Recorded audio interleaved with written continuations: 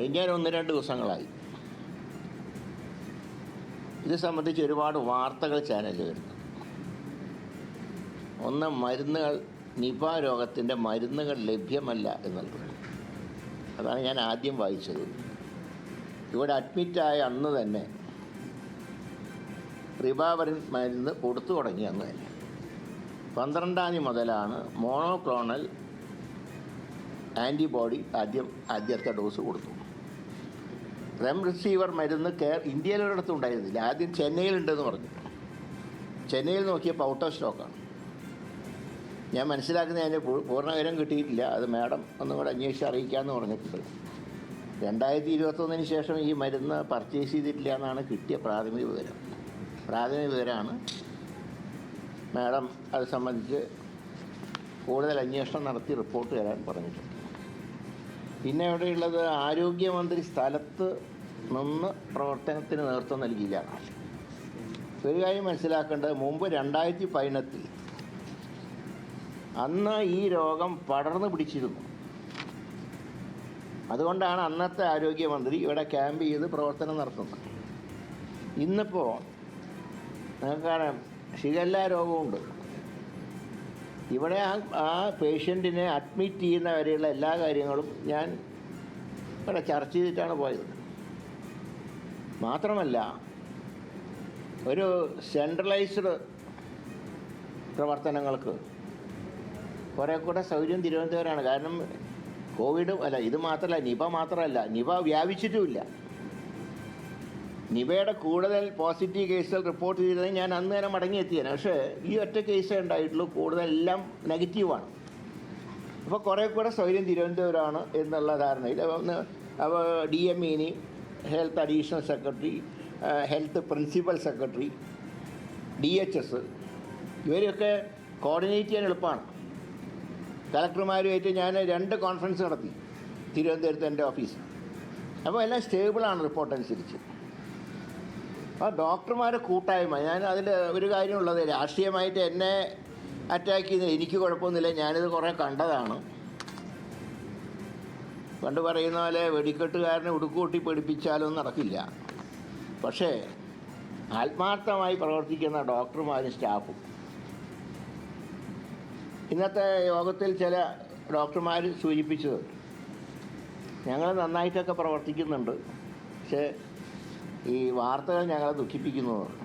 ഞാൻ അവരോട് പറഞ്ഞു, നിങ്ങൾക്കെതിരായിട്ടല്ല, അത് എൻ്റെ അക്കൗണ്ടാണ്, നിങ്ങളുടെ അക്കൗണ്ടല്ല.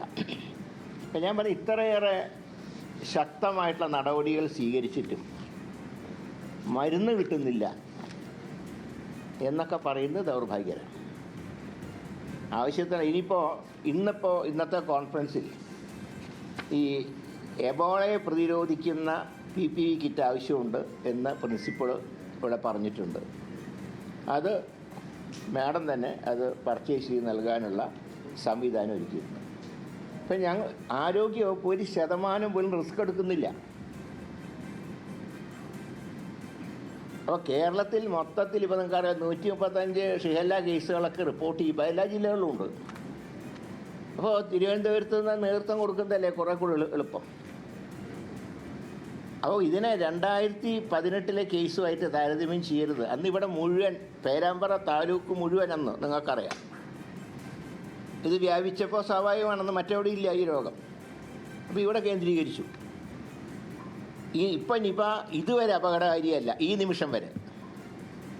പിന്നെ രോഗിക്ക് അദ്ദേഹം വളരെ അവശനായിട്ടാണ് ഇവിടെ അഡ്മിറ്റ് ആവുന്നത്.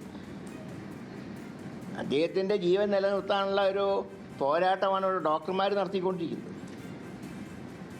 അപ്പോൾ കാര്യങ്ങളൊക്കെ ഇത്രയും ഭംഗിയായി നീങ്ങുന്ന സ്ഥിതി. പിന്നെ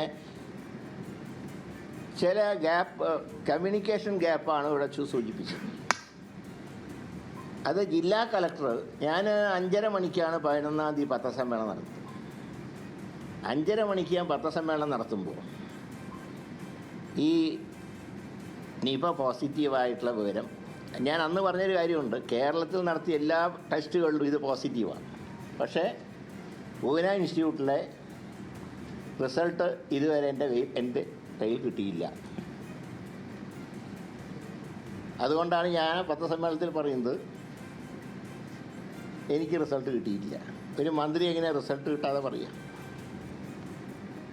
പക്ഷേ കോഴിക്കോട്ടെ പത്രക്കാർക്ക് അറിയാം. ഞാൻ പിന്നീടാണ് അറിഞ്ഞത് 1 മണിക്ക് റിസൾട്ട് വന്നുവെന്നും അത് അന്നത്തെ DHS അറിഞ്ഞിരുന്നുവെന്നും എന്നോടൊപ്പം അന്ന് പങ്കെടുത്ത DHS ഈ വിവരം എന്നെ അറിയിച്ചിട്ടില്ല.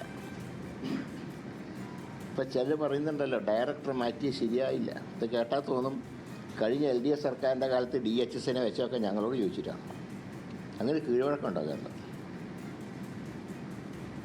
അപ്പോൾ അവധി മാത്രമല്ല, അവധിയുടെ കേസല്ല, അവധി ഞങ്ങൾ പരിഗണിച്ചിട്ടേ ഇല്ല. അതൊരു തെറ്റായിട്ടുള്ള രീതി വന്നപ്പോൾ ഞങ്ങൾ തിരുത്തി. അവധി ആർക്കും അപേക്ഷിക്കാം, അസുഖം വരുമല്ലോ. പക്ഷേ